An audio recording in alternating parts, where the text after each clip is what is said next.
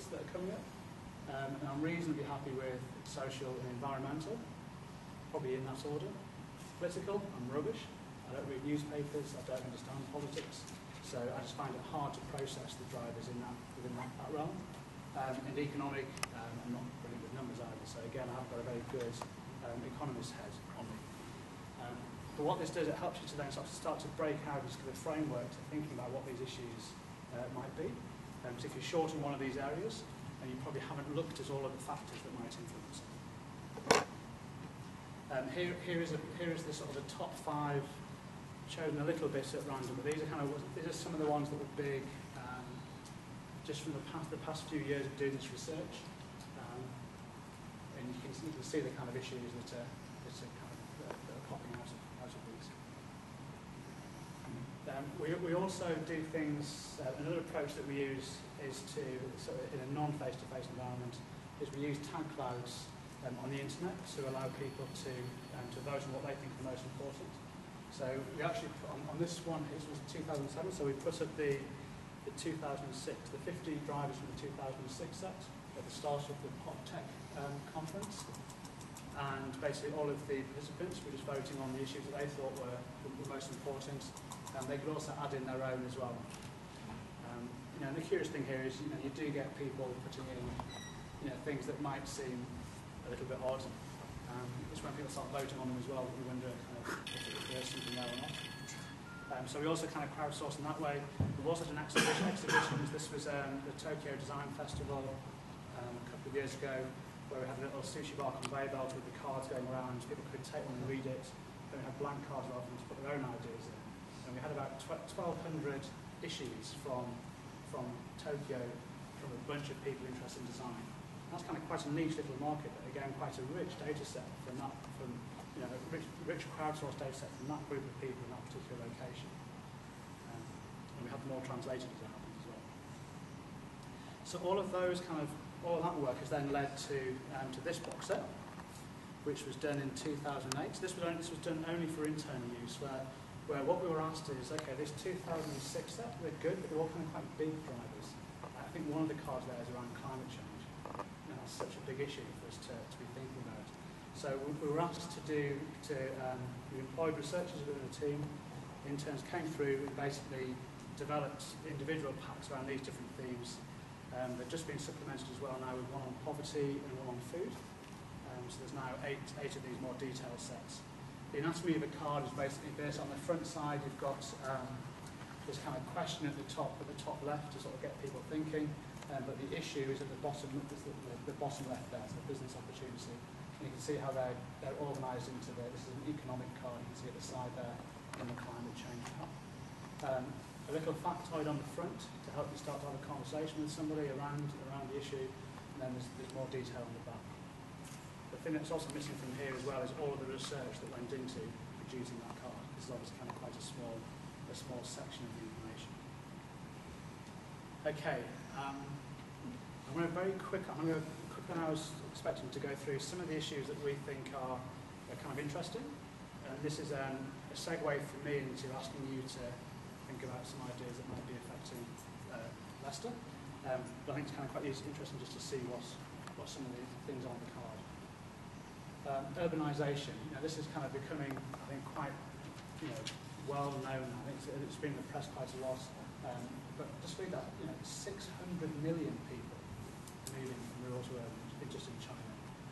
600 million is an absolutely phenomenally huge number. This demographic change that we know is happening, but the curious thing to me here is if you look at who the people are that are moving. If you look at the big climber there, is actually in the less developed nations. So we're not talking about Leicester's becoming bigger, more people moving into places like Leicester. We're talking about the shanty towns. We're talking about cities that will actually be less developed. What does that mean? Things like, everyone heard of peak oil?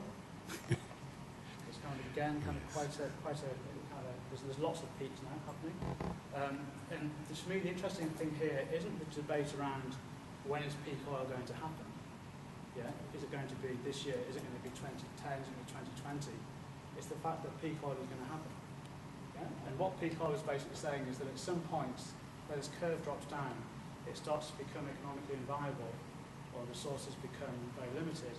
So we're just not going to be able to get the reserves as we have been able to. So we're depleting this resource. It's interesting to see The Guardian now believes peak oil is going to happen.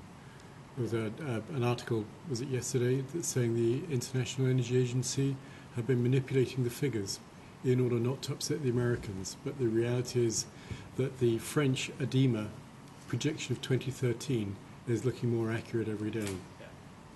I mean, if you look at all the research, it's kind of this, I've got a friend that works in BP in exploration, and he says there's loads of oil out there.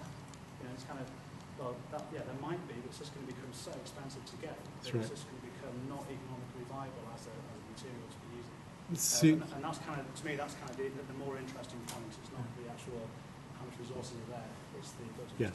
Yeah, and whether it's got hydrogen disulfide pollution in it. But the CIA are currently using X-ray imaging of Saudi Arabia to see what the landmass is like, whether or not it's shifting up and downwards, to see how much oil is still there. So they reckon that it's distorting the surface of Saudi Arabia by taking as much oil out, and then they can work out the rate of loss. Then they can use the 1965 data, which was actually done by the BP, and work out how much oil they've got left. And I think the Americans are quietly frightened. People should. I mean, alternatives are required. This is the energy wealth ladder. Again, a really interesting diagram that shows the GDP per capita on the bottom, and then the amount of energy required per capita on the left. And you can see that the US and Australia and even the middle actually, but you can see that the US, to get a certain level of GDP, and bear in mind that every single country is trying to increase GDP. Everybody wants to be able to get more GDP per capita. You just look at how much energy they're using per person. It's massive. Australia's pretty bad as well. They use a bit better. But then the worrying thing is the guys down here, the Chinas and the Indias. Venezuela. Think about some of those demographic changes that are occurring, the population changes. Their aspirations are to get high GDP per capita.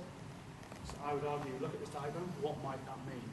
All right, they need more energy per capita. Where's the energy going to be coming from? Oil, gas. So there's kind of huge issues here. So it's a big step. Sorry, this should be animation, but I noticed in the trailer that it's not working. I think this might be a Windows to Mac issue.